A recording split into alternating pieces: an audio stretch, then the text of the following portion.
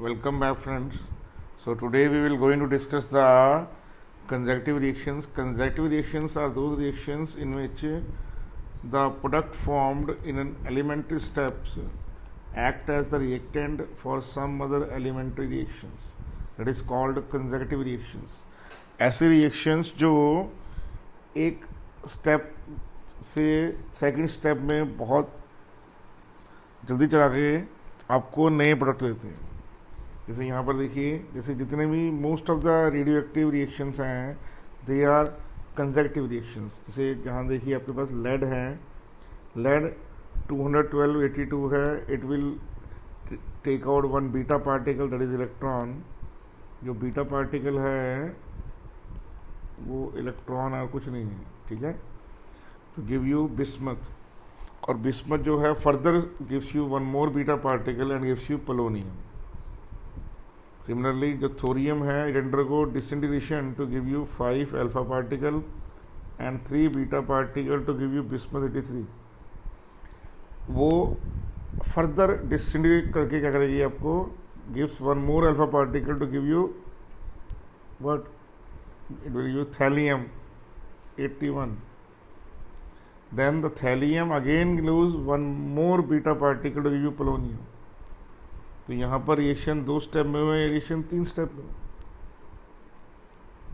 So these are called as conjunctive reactions. जो product बनेगा एक एलिमेंट्री स्टेप का, वो दूसरे किसी एलिमेंट्री स्टेप के लिए रिएक्टेंट बन जाएगा. ये बहुत इंपॉर्टेंट रिएक्शंस हैं और ऐसे एग्जांपल आपको आएंगे. Are you sure about that? कुछ और एग्जांपल देखते हैं इसमें. देखिए इसमें नेक्स्ट रिएक्शन है. मान लीजिए आपके पास यहाँ पर एक साइक्लिक ईथर है, जिसको आप ऑक्सीजन बोलते हो. Oxygen on heating dissociate to give you what, give you acetaldehyde, जो फर्दर ब्रेक होकर क्या देगी आपको, मीथेन एंड सी. तो इसका मतलब क्या हुआ, पहले ऑक्सीजन है जिसको आप इथिलीन ग्लाइकोल भी बोलते हो, ठीक है जी. तो ये आपके पास ऑक्सीजन है, it will give you what, acetaldehyde, और ये आपको क्या दे रहा है, मीथेन. तो ये किसका एग्जाम्पल है बेटा, ये सीक्वेंशियल रिएक्शन का एग्जांपल है, या जिसको आप कंजक्टिव रिएक्शन बोलते हो, कि रिएक्शन सीक्वेंस में चले जा रहा है. यस और नो? और देखिए और एग्जांपल है इसमें. मान लीजिए आपके पास क्या है, डाइमिथाइल ईथर है, on heating it dissociate to give you methane and formaldehyde. जो फॉर्मेल्डिहाइड है यहाँ पर, it further dissociate into H2 and CO. तो ये जो एग्जांपल है, किसके एग्जांपल है बेटा, ये कंजक्टिव रिएक्शन के एग्जांपल्स हैं आपके पास. Are you sure about that बेटे? Sure, very much sure. मान लीजिए कोई एक सीक्वेंशियल रिएक्शन है जिसमें A ट्रांसफॉर्म हो रहा है B में और B ट्रांसफॉर्म हो रहा है C में, और ये रिएक्शन सपोज कर लीजिए ऐसे हो रहा है कि जो ए एलिमेंट है वो बी से बहुत ज़्यादा हाफ लाइफ, मतलब कंपैरेटिवली मोर स्टेबल है. इसका मतलब क्या हो गया, t half of A is greater than t half of B. अब अगर आप मान लीजिए यहाँ पर ये टी हाफ जो है सबको मालूम है इनवर्स टू रेट कांस्टेंट होता है, तो जिसका टी हाफ हाइयर होगा, ऑब्वियस है उसका जो रेट कांस्टेंट वैल्यू है वो लोअर होगा. इसका मतलब क्या हो गया, K A will be less than that of, very very less than that of K B, if this is the situation that is occurring here. ठीक है बेटे, समझ आ गया? ये पॉइंट आपके माइंड में क्लियर होना चाहिए. Are you sure? फिर आगे चलते हैं इस पॉइंट को लेके. देखिए जब T half of A is equal very very greater than the T half of B होगी, तो जो रिएक्शन होगा, कौन सा reaction, A transforming into B, transforming into C. इस रिएक्शन में क्या होगा, इस रिएक्शन के अंदर आपका जिस रेट पर बी जो डॉटर एलिमेंट है यहाँ पे, जिस रेट पे बी प्रोडक्ट फॉर्म होता है उसी रेट पे वो डिके होना शुरू होगा। एक ऐसा इक्विलिब्रियम एस्टेब्लिश होगा थोड़ी देर बाद। कब? When t half is very very greater than t half B. तो उस केस में क्या होगा, एक ऐसी सिचुएशन आएगी थोड़ी देर बाद जिस केस में क्या होगा, rate of disappearance of B और rate of formation of B क्या आ जाएगा, इक्वल हो जाएगा, दोनों का रेट इक्वल हो जाएगा। तो बी की फॉर्मेशन का रेट क्या है, बी की फॉर्मेशन का रेट डिपेंड करता है कि जो ए है किस रेट पे डिसअपीयर हो रहा है। जिस रेट पे ए डिसअपीयर होता है उस रेट पे ए बी अपीयर होता है। तो आप क्या करेंगे, यहाँ पे rate of formation of B की जगह पे आप rate of disappearance of A ले सकते हैं। क्लियर? लिख दिया आपने? श्योर? चेक कर लीजिए आप। रेट की वैल्यू क्या होती है, के ए पावर एन। यहाँ पर ऑर्डर 1 है तो ये 1 हो गया यहाँ पे। तो रेट की वैल्यू क्या होगी, रेट कांस्टेंट इनटू ए। तो यहाँ पे हमने पुट कर दिया वैल्यू। और rate of decay of B क्या है, वही same to same. Are you sure?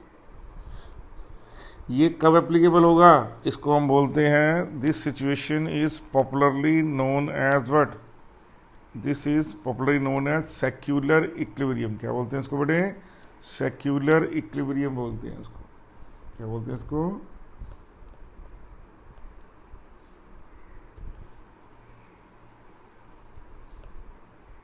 Equilibrium. Are you sure?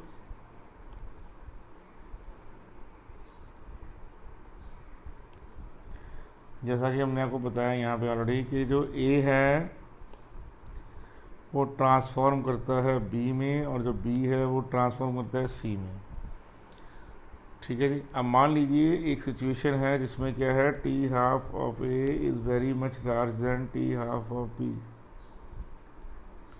तो इस सिचुएशन में क्या होगा कि एक ऐसा पॉइंट आएगा जिसको हम बोलेंगे सेक्युलर इक्विलिब्रियम। उस पर क्या होगा, उस सेक्युलर इक्विलिब्रियम पे जिस रेट पे बी फॉर्म होगा उसी रेट पर बी डिसअपीयर होगा। तो बी की जो रेट ऑफ फॉर्मेशन है वो डिपेंड करती है rate of disappearance of A पर। तो हमने इसको इक्वल कर दिया। Are you sure? तो हमारे पास सिचुएशन क्या आ गई, सिचुएशन आ गई हमारे पास that K A by K B is equal to number of moles of B by number of moles of A. अब जो के है और जो टी हाफ है इनवर्स होती है, तो ये उल्टा हो जाएगा। तो ये टी हाफ ऑफ ए, ये बी है तो क्या हो जाएगा, टी हाफ ऑफ बी। तो ये सिचुएशन कहाँ पे रहेगी, सेक्युलर इक्विलिब्रियम जब होगा, और ये तब होगा when t half of A is very very large than t half of b. Are you sure? Very much sure.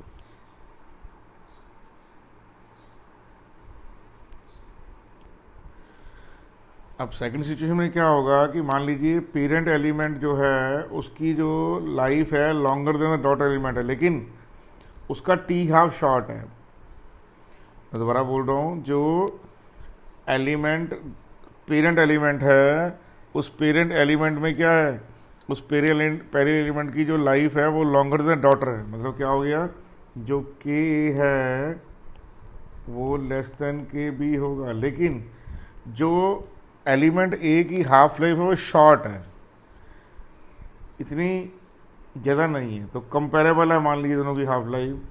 तो उस केस में क्या होगा, उस केस में थोड़े टाइम बाद, after sufficient time, the ratio of parent element to daughter element can be constant.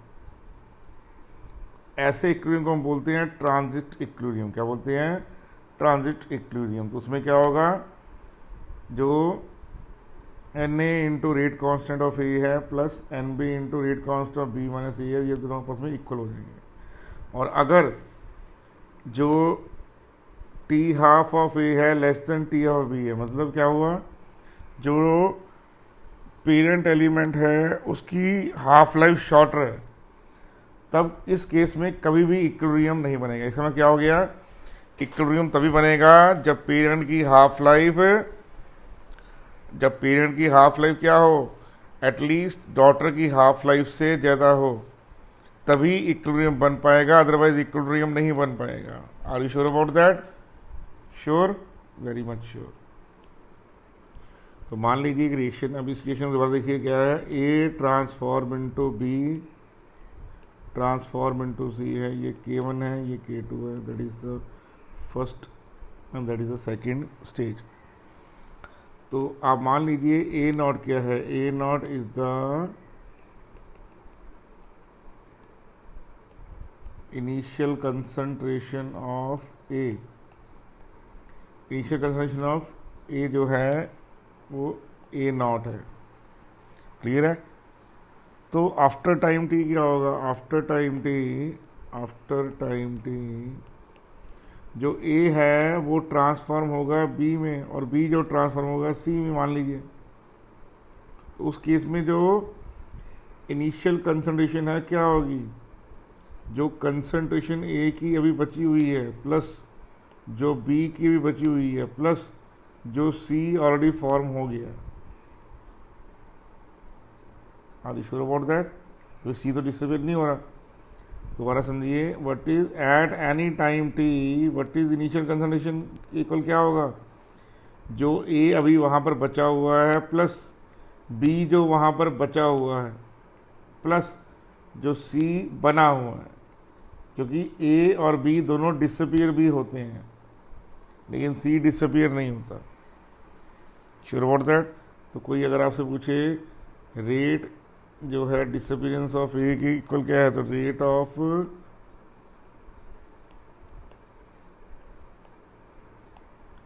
Disappearance of A क्या है, तो आप बोलेंगे minus D A by D T is equal to what, is equal to K1 A. तो A की value क्या होगी, A naught E power K1 T. ऐसे ही rate of appearance of B क्या होगी, तो बोलेंगे the rate at which B appears minus the rate at which B disappears. तो इसको बोलेंगे इफेक्टिव रेट। क्या बोलेंगे इसको, किससे इक्वल है, ये हो जाएगा D B by D T के इक्वल। सॉरी यहाँ पे तो देखिए क्या होगा, यहाँ पे किस रेट पर ए जो बी है प्रोड्यूस हो रहा है माइनस किस रेट पे बी डिसअपीयर हो रहा है, नेगेटिव मतलब disappearance. Are you sure about that? Clear? तो अब क्या करेंगे आप लोग, जहाँ पर ए है वहाँ पर क्या आ जाएगा, K1 ए की जगह क्या आ जाएगा यहाँ पर, तो answer A naught E power minus K1 two. Sure? अब क्या होगा उसके बाद, ये जो बी है ये इस साइड चले जाएगा, तो जब बी इस साइड जाएगा तो क्या आंसर आएगा, K2B plus D V by D T equal क्या है, K1 A naught exponential power E1 T. दोबारा समझे ध्यान से, A transform into B transform into C. A naught is the initial concentration of क्या है, ए है, after time T A naught की वैल्यू क्या होगी, A plus B plus C. Rate of disappearance of A क्या है, K A by A और minus D A by D T. और effective rate of appearance of B क्या है, the rate at which B appears minus the rate at which B disappears. तो वो दोनों का डिफरेंस ये आएगा, इफेक्टिव रेट आ जाएगा उसका। तो ये आपने ए की जगह ये वैल्यू पुट कर दी है उसकी, क्योंकि ये होता ही है, आपको मालूम है, ठीक है, फर्स्ट ऑर्डर में, और ये आपके पास आंसर आ गया। अब इसके बाद क्या होगा, ध्यान से, इस स्टेप के बाद आप both the sides multiply power E power k2t।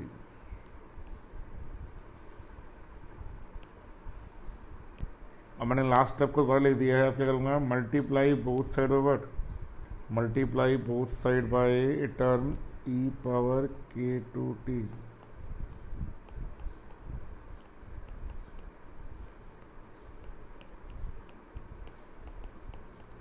दोनों साइड को मैंने क्या किया, दोनों साइड को मैंने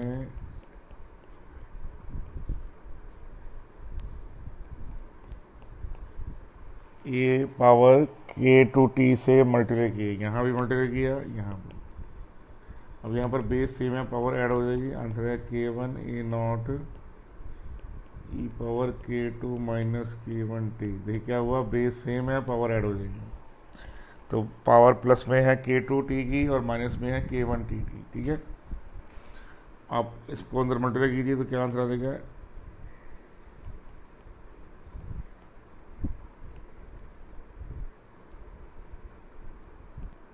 अब ये ई k2 को इसको 1/1 ब्रैकेट में मल्टीप्लाई कीजिए तो क्या हो जाएगा, तो when you multiply this two, this is the answer you are able to gate.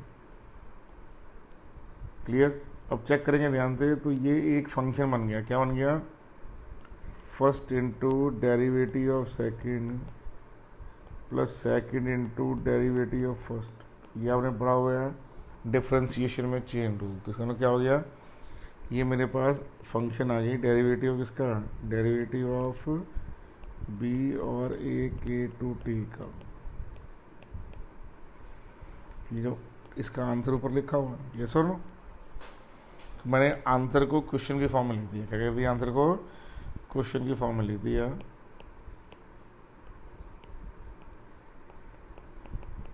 ये आ गया हमारे पास, ठीक है। अब क्या करेंगे, आप ए नॉट, अब इसको आप डी टी को ऊपर ले जाएंगे, तो आंसर आ गया k1 A naught E k2 minus k1t into D T D of k2t। अब आप दोनों साइड पे क्या करेंगे, इंटीग्रेशन, क्या लगा देंगे, इंटीग्रेशन। तो क्या आएगा, तो यहाँ पे जो इंटीग्रेशन है,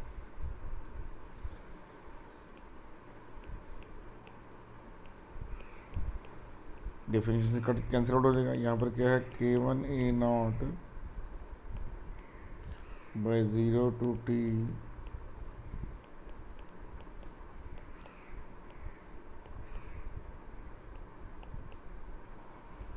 तो डिफरेंशिएशन से इंटीग्रल कैंसिल आउट हो गया, ठीक है। और यहाँ पर आप इसको सॉल्व कर लेंगे, कैसे देखते हैं। अब आपने इंटीग्रेशन सॉल्व कर लिया, तो आप चेक करें इंटीग्रेशन की वैल्यू क्या आएगी। देखिए यहाँ पर ये डेरिवेटिव से इंटीग्रल कैंसिल आउट हो गया, तो ये आंसर ये सेम टू सेम आ गया, ठीक है। देखिए दूसरा, ये जो है ई पावर, अब सबको मालूम है ई पावर एम थीटा का इंटीग्रल क्या होगा, तो आप बोलेंगे E M theta by M. Clear. तो वही है E power k2 minus k1t का dt क्या होगा, तो आप बोलेंगे ई k2 minus k1t divide by derivative of this, तो क्या होगा k2 बाय k1। तो ये आंसर आ गया। अब आप इसमें लिमिट पुट कर दीजिए, आपने जो इंटीग्रल में सीखी हुई है, upper limit minus lower limit.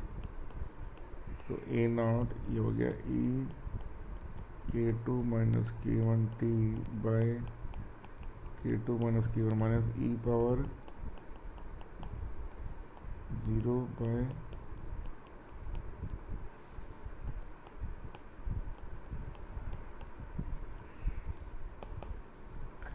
सबको मालूम है ई पावर 0 कितना देगा, 1 कितना देगा यहाँ पे 1। तो K A naught E power k2 minus k1 by T divide by k2 minus k1 minus 1 by k2 minus k1। तो k2 माइनस k1 कम बाहर आ गया, तो this is k2 minus k1, आपने कॉमन बाहर ले लीजिए, ये टर्म कॉमन बाहर आ गया, ठीक है। तो अंदर क्या रहेगा, k2 माइनस k1t -1।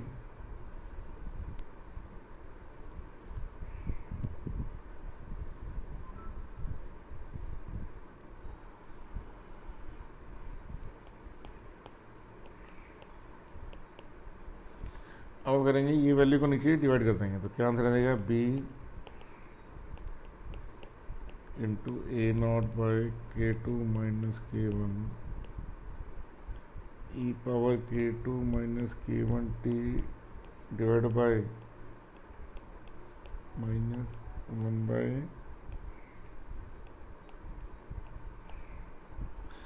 तो अपने e पावर K2t को नीचे डिनोमिनेटर में ले गए आप खींच कर, ठीक है। और यू श्योर अबाउट दैट।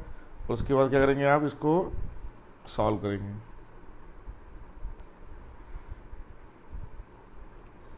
जो हमने डिवाइड किया, तो फिर क्या करेंगे, ये जो e की पावर K2 माइनस K1 था, इसको आपने क्या कर दिया, इसको अलग कर दिया, तो ये कैंसिल आउट हो गया, ये वाला, ये पावर ऊपर जाके नेगेटिव हो जाएगी। तो आंसर क्या आ गया, b is equal to K1 A naught K2 minus K1, और यहाँ पे क्या गया, e power minus K1t minus e K2t। तो ये हमारे पास क्या आ गया, ये आ गया कंसंट्रेशन ऑफ b की वैल्यू, ठीक है। तो अब हम जान लेते हैं, देखिए a की वैल्यू क्या होती है, a की वैल्यू होती है a naught e power minus K1t। तो अब कंसेक्टिव रेशियो में हमारे पास क्या आ गया, ये b की वैल्यू आ गई। Are you sure about that? Sure. हाँ, व्हाट विल यू डू, आप इसको डी डिवाइड करेंगे, ये इसको सेपरेट कर देंगे, K2t से कट जाएगा और ये आपके पास ऊपर जाके नेगेटिव आ जाएगा, ठीक है जी, श्योर। अब उसके बाद करेंगे आप, अब आपको पता है मैक्सिमम मिनिमम क्या करना पड़ता है, मैक्सिमम मिनिमम के लिए आपको डिफ्रेंशिएशन करनी पड़ती है, dv/dt को इक्वल टू 0 करना पड़ता है, ठीक है। तो क्या बोलेंगे आप, फॉर मैक्सिमम, अब c की वैल्यू कितनी आ जाएगी, पहले c की वैल्यू निकाल लेते हैं। तो a हमें मालूम है किसके इक्वल है, a की वैल्यू इक्वल किसकी है, a की जो वैल्यू है वो इक्वल टू है हमारे पास a naught e power minus K। तो a नॉट की वैल्यू क्या है हमारे पास, concentration of a plus b plus c। तो मतलब यहाँ से देखा जाए तो c की वैल्यू क्या आ जाएगी, a not minus a minus b। तो क्या आ जाएगा, a not minus A naught E power minus KT minus b से क्या लेंगे आप, K1 A naught K2 minus K1 minus E power K2t। तो ये कंसंट्रेशन ऑफ C आ गई eight any time t, sure about that, easy के नहीं। तो हमारे पास A की कंसंट्रेशन मालूम पड़ गई हमें एट टाइम t, हमें B की मालूम पड़ गई एट टाइम t, और हमें C की मालूम पड़ गई at time t। Are you sure? कर लेंगे आप क्वेश्चन ऐसे, श्योर। ये सिर्फ आपको डेरिवेशन आंसर के रूप में मालूम होना चाहिए, न्यूमेरिकल आने के चांस बहुत लेस साइंस के, श्योर बेटे, ये याद रखिए डेरिवेशन को आप। उसके बाद तो for maximum concentration of b dv/dt को 0 करना पड़ेगा। तो पहले b लिख लेते हैं, क्या है b की वैल्यू, क्या है यहाँ पर b की वैल्यू है हमारे पास K1 A not by K2 minus K1 E power KT minus, अब अगर इसका डेरिवेटिव निकालेंगे आप तो क्या, ये तो कांस्टेंट वैल्यू आ गई आपके पास, क्लियर। तो हमारे पास जब ये कांस्टेंट वैल्यू आ जाएगी तो क्या आ जाएगा minus K1 E minus K1t। ये सबको मालूम है ए एम थीटा का डेरिवेटिव क्या होता है, एम ई एम थीटा, ठीक है ना। अभी क्या आएगा, माइनस माइनस प्लस हो जाएगा, ये नीचे आगे प्लस हो जाएगा K2 E power minus K2t। Are you sure about that? तो जब आप dv/dt को 0 पुट करेंगे तो ये जो वैल्यू है 0 हो जाएगी, तो क्या रहेगा हमारे पास k1 E power minus k1t plus k2 E power k2t it equal 0। तो ये नेगेटिव सिंबल उस साइड का क्या हो जाएगा पॉजिटिव का, तो आंसर आएगा k2 E power minus k2t is equal to k1 E power minus k1t। क्या किया, ये जो पोर्शन है, ये वाला पोर्शन है, इसको हम इक्वल के उधर ले गए, ठीक है, श्योर अबाउट दैट। तो ये डिवाइड कर दिया, तो आंसर क्या देगा, आंसर आ गया k2 by k1 k2 by k1 equal to E k2t E power minus, same है, बेस सेम है, क्या हो जाएगा पावर ऐड अप हो जाएगी।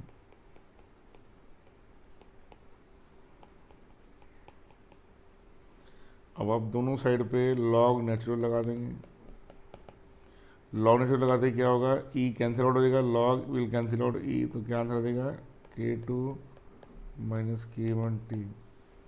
लॉग नेचुरल को टेबल लॉग में चेंज कर लीजिए, और ये नीचे आ जाएगा,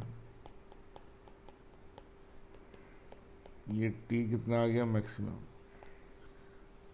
time period eight which concentration of B is maximum. वो टाइम पीरियड जिस पर क्या होगा कंसंट्रेशन ऑफ B क्या होगा आपके पास मैक्सिमम होगा, क्या होगा बेटे मैक्सिमम होगा। ये फॉर्मूला की दोबारा लिख देता हूँ मैं, the time eight which concentration of what, concentration of B is maximum. अब हमें कैसे पड़ा B मैक्सिमम है, अगर आप इसका चेक करेंगे ध्यान से कि ये आपके पास dv बाई dt की वैल्यू है, अगर डबल डेरिवेटिव करेंगे तो ये आंसर भी नेगेटिव में आ जाएगा, और k2 ग्रेटर देन जो आपके पास यहाँ पर आंसर आ जाएगा, ठीक है नहीं। तो जो नेगेटिव सिंबल होगा क्या हो जाएगा, ये नेगेटिव पावर जो है शो कर रही है आपको, तो डबल डेरिवेटिव क्या आएगा यहाँ पर नेगेटिव में, किसमें आएगा बेटे नेगेटिव में आएगा, तो double derivative comes out to be negative. Are you sure about that, clear है ये पॉइंट आपको।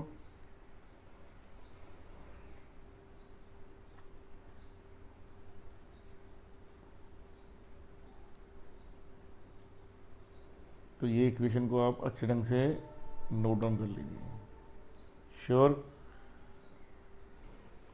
यही क्वेश्चन क्या है, अगर टी हाफ ऑफ लेड है वो है 10.6 आवर्स, क्लियर आपकी बात। और जो हमारे पास जो हाफ लाइफ है वो है आपके पास यहाँ पर बिस्मथ की, that is what, that is the 60 point that much minute. ये क्वेश्चन है आपके पास, are you sure about that. तो कह रहा है बताइए at what time the concentration of BI is maximum, किस केस पे BI क्या होगा मैक्सिमम होगा। पहले आप इक्वेशन लिख लीजिए, जो बिस्मथ है, जो लेड है,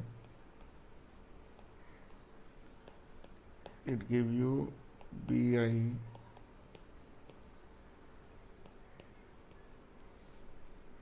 ठीक है जी,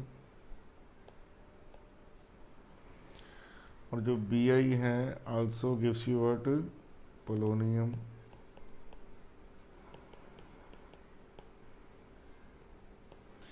in both the cases beta elimination happen, ठीक है जी।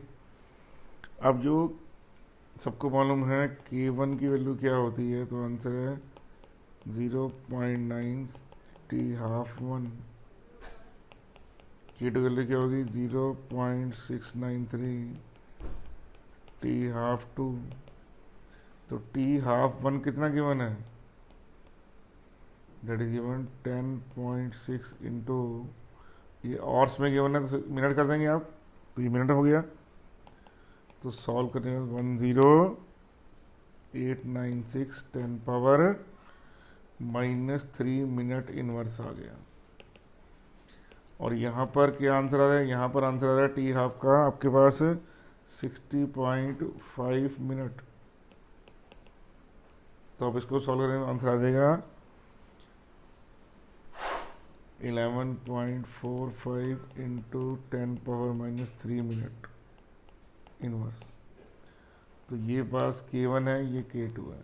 तो once you got the value of K1 K2 आप क्या यूज़ करेंगे, ये इक्वेशन यूज़ करेंगे। तो इस इक्वेशन का यूज़ करके आप अब T मैक्सिमम क्या निकालेंगे, T मैक्सिमम निकालेंगे।